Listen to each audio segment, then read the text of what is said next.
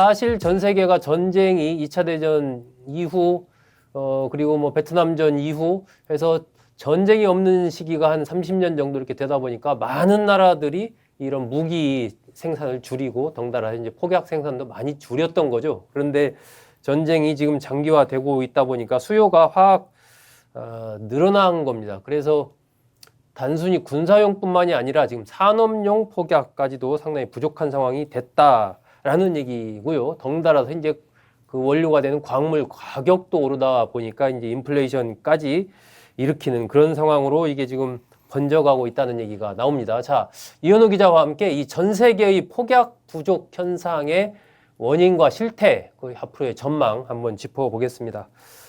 자, 이현우 기자, 이게 지금 뭐 폭약 우리가 생각하면 보통 이 재래식 전쟁 생각하잖아요. 네, 근데 지금 우리가 이제 일반적으로 전쟁하면 뭐 그 드론 사용하고 또 AI 통해서 막 그 군인이 직접 전장에 안 가고 멀리에서 무인기 통해서 공격하고 이런 첨단 전쟁을 많이 생각하는데 폭약이 부족하다. 그럼 역으로 보면 그만큼 폭약이 전장에서 많이 썼기 때문에 부족하다는 건데 실제로 전쟁 현장에서 폭약을 그렇게 많이 쓰는 겁니까? 네, 특히 이제 참호전 형식으로 진행됐던 우크라이나 전쟁에서만 해도 네. 정말 엄청난 양이 사용이 됐다고 하는데요. 얼마나 사용된 거예요? 지금 거의 만 4년 동안 네. 이제 하루에 양군이 한 7만 발 정도씩 쏘고 있는 상황이라고 했고요. 하루에? 예, 그렇습니다. 야, 엄청난 폭탄이네요. 그러다 보니까 뭐 이 포탄에 네. 미사일, 뭐 폭발 구조물, 총탄 이런 것까지 다 합치면은 4년 동안 3억 발 이상 쓴 걸로 지금 추산이 되고 있습니다. 와, 하늘에서 거의 뭐 포탄 비가 그냥 비처럼 내렸군요. 예, 그렇습니다. 아, 이제 이 정도 양을 계산을 해보면은 네. 결국에 지금 뭐 미국을 비롯해서 전 세계적으로 비축해 있던 포탄의 한 80% 이상은 쓴 게 아니냐 그런 추산이 나오고 있는데요. 그래서 미국이나 서방 국가들도 원래 유사시 대비할 비축용 폭탄과 화약의 숫자가 많이 부족하다고 합니다. 네. 최근에 그래서 미군의 경우에는 이제 군용 TNT 폭탄이라고 하죠. 이 폭약이 너무 부족해지니까 지금 40년 만에 국내 생산을 재개했다고 하고요. 아, 이게 주로 또 우리가 알고 있는 이제 검은색의 그 흑색 화약부터 해서 네. 니트로셀룰로스라고 하는 이제 여러 종류의 이제 폭약 재료들이 또 있는데 네. 이걸 또 그동안 중국과 러시아에서 70% 이상 생산해 왔었다고 합니다. 아, 지금은 거기서 수입 못할 거 아니에요? 예, 그렇습니다. 이쪽 수입이 다 막히다 보니까 더 부족 사태가 심각해졌다고 하는데요. 우크라이나 전쟁 발발 이후에 대러 제재가 실시가 되니까 네. 결국에 미국과 유럽에서는 이 지금 전쟁 4년 동안에 폭약 수요 대부분은 이제 폴란드에서 충당해 왔다고 합니다. 근데 폴란드가 이제 유럽 연합과 미국의 주문을 받아서 이제 한쪽은 우크라이나 쪽에 보내고 네. 한쪽은 또 이스라엘로 보내고 그런 상황이었었는데요. 네. 근데 폴란드 내 생산 능력도 이제 한계에 왔다고 합니다. 아, 거의 바닥났군요. 예, 근데 이러한 와중에 또 미국과 중국의 무역 분쟁, 관세 분쟁이 심화가 되고 AI 열풍 속에 또 전자기기 제품의 주요 이제 재료인 네. 히토류 광산 확보전이 지금 굉장히 심해졌는데요. 네. 그래서 호주와 중남미, 동남아시아 지역의 히토류 광산업이 지금 활발해진 상황이고 여기서도 이제 민수용 폭약 수요가 굉장히 크게 늘어났습니다. 아, 광산에서 이제 히토류를 채굴하기 위해서 예. 폭약을 써가지고 뭐 거기를 터트려서 또 이 채굴 해야 되니까 거기서 써야 되는 산업용, 민수용 폭약 수요도 많이 늘었군요. 예, 그렇습니다. 그래서 지금 그 민수용 TNT 폭약의 경우에는 2000년대 초반에 1파운드당 가격이 50센트 정도였는데 지금은 20달러로 거의 40배가 오른 상황입니다. 아, 많이 올랐군요. 또 이 폭약 자체가 뭐 재건축할 때 건물을 폭파시키거나 뭐 터널, 교량 건설 이런 건설 부문에서도 많이 쓰이고 있기 때문에 네. 결국에는 이 폭약 가격이 폭등을 하면은 전체 물가에 영향을 많이 끼친다고 합니다. 그래서 전 세계 인플레이션도 많이 자극을 하고 있다 이런 분석까지 나오고 있습니다. 아, 그렇군요. 근데 보통 우리가 이제 전쟁 관련된 뭐 보도 같은 걸 보면 그 북한군 우크라이나 전쟁에 가서도 마찬가지고 주로 이제 드론에 대한 뭐 그런 공격, 그런 방어 실전 이런 걸 많이 했다 이런 얘기가 나오고 지금 뉴스 나오는 거 봐도 뭐 어디 그 철도라든지 그 아니면 정박해 있는 배를 거의 다 그 드론으로 공격하는 그런 모습들이 나온단 말이에요. 근데 지금 이현영 기자 설명대로 들어보면 하루에 포탄이 7만 발 썼다. 그러면 이제 엄청난 포탄을 서로 쓴 건데 이렇게 포탄을 많이 써야 되는 이유라고 할까? 그건 어떻게 봐야 됩니까? 네, 아무래도 이제 미디어에서는 네. 이제 첨단 무기들이 많이 노출이 되고 또 이제 개별 전투들이 많이 나오기 때문에 재래식 무기 사용이 그렇게까지 많을까 이렇게 생각하기가 쉬운데요. 네. 근데 실제로는 이제 예전 전쟁에 비해서 훨씬 재래식 무기 사용 빈도가 커졌다고 합니다. 지금 이제 우크라이나 전쟁도 마찬가지고 이제 중동 전쟁에서도 가장 많이 쓰인 무기가 155mm 대포였다고 하는데요. 아하, 예. 이게 아무래도 이번 전쟁은 주로 이제 도시 지역을 공세하는 전투가 많았다 보니까 네. 결국에 가장 큰 이제 적은 철근 콘크리트 건물이었다는 겁니다. 아, 도시가 이제 철근으로 해서 딱 우리 지금 이 빌딩들 쭉 서 있으니까. 예, 그렇습니다. 아하. 대부분 이제 방어 작전이 병사들이 그 건물 엄폐물에 숨어가지고 네, 이제 시가전을 하는 그런 형태다 보니까 네. 공격 측은 반드시 이 건물들을 부수고 나아가야 되는 이게 가장 큰 이제 과제가 된 건데요. 문제는 이 아파트나 빌딩 같은 현대 철근 콘크리트 건물들의 경우에는 네. 사실 군용으로 지은 이제 콘크리트 요새처럼 단단하다고 합니다. 아, 그래서 뭐 드론이나 무인 로봇의 이제 파괴력 정도로는 이제 전혀 파괴가 되지 않는다고 하고요. 아, 드론 같은 걸로는 그 건물을 파괴시킬 수가 없으니까 예, 결국은 그렇습니다. 대포로 해서 포탄을 거기다 쏴서 예. 빌딩을 무너뜨려야 되는 그런 전쟁 양상이다.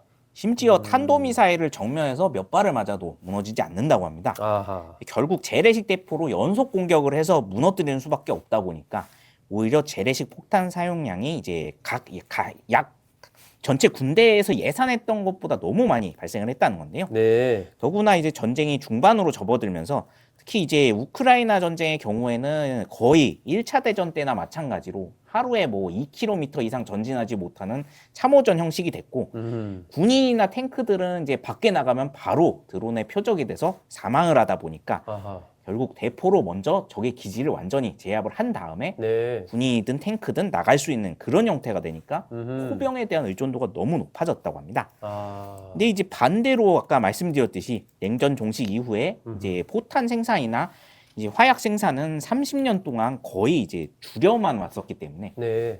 유럽이나 미국의 방산업체들은 이제 자국에서 거의 생산 안 하고 있었습니다.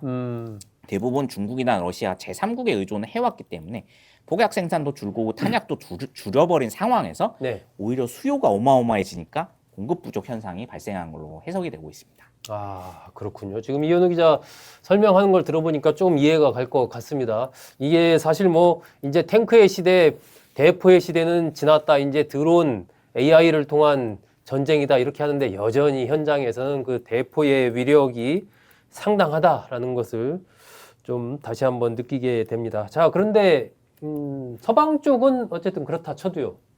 이게 뭐 러시아도 마찬가지일 거 아니에요. 비슷하게. 거기도 그렇게 뭐 수많은 포탄을 쓰게 되면 러시아도 마찬가지로 똑같이 이 폭약 부족 현상에 시달리고 있는 그렇게 봐야 됩니까?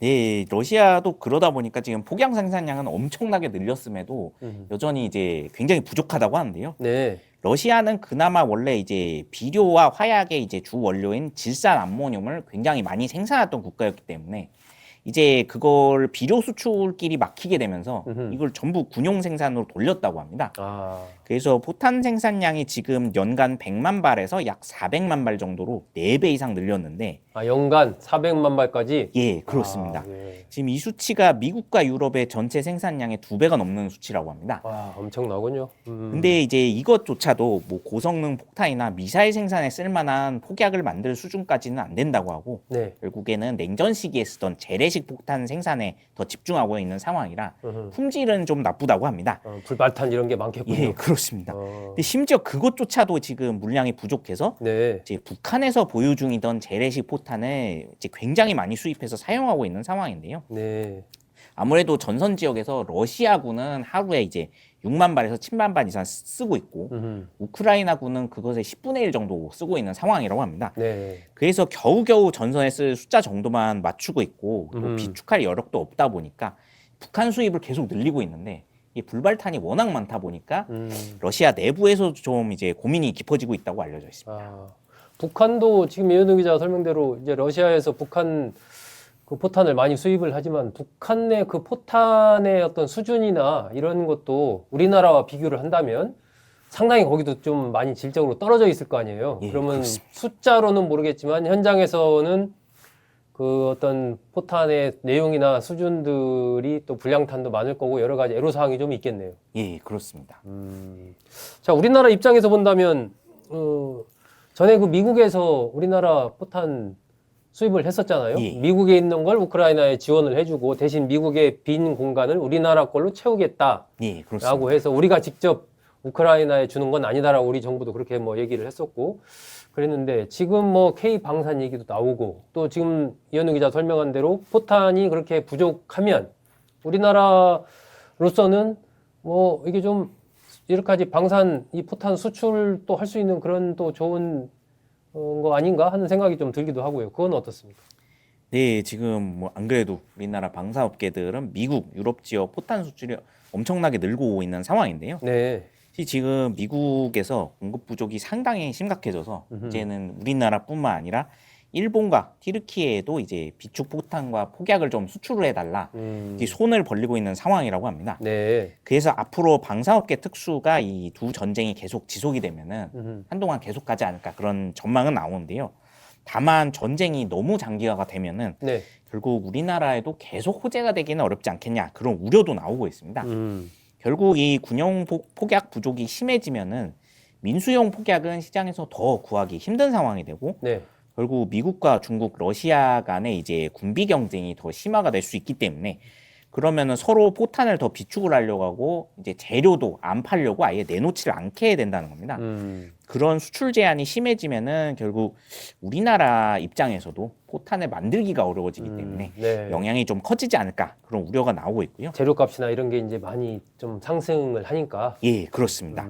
그 결국 뭐 광물 자원 채굴 문제도 그렇고 뭐 신도시 건설이나 도로, 터널, 주요 토목 건설 사업에서 이 폭약이 굉장히 중요한데 이게 엄청나게 부족해지면은 뭐 전자기기 가격이나 네. 뭐 집값까지 또 영향을 줄 수가 있어서 우리나라 경제에 마냥 좋진 않다 그런 해석이 나오고 있습니다. 네. 결국에는 뭐 앞으로의 전쟁 상황 그리고 뭐 휴전 노력에 따라서 달라질 수는 있지만 앞으로 두 전쟁이 이제 내년에도 계속 이어진다면은 좀 폭약 공급 부족이 우리나라에도 좀 악영향을 주지 않을까 그런 중장기적인 우려는 나오고 있는 상황입니다. 네, 그렇군요. 어쨌든 뭐 전쟁, 전 세계가 뭐 고통을 겪고 있는 이런 상황입니다. 이게 경제적으로도 큰 영향을 좀 끼칠 것 같고요. 우리나라 K 방산 잘 나가고 있지만 거기에 또 명암이 있을 수가 있다라는 얘기 이현우 기자 설명해 줬습니다. 자, 오늘 글로벌 포커스 이현우 기자와 함께한 시간은 여기서 정리하도록 하겠습니다. 이현우 기자 수고했습니다. 감사합니다.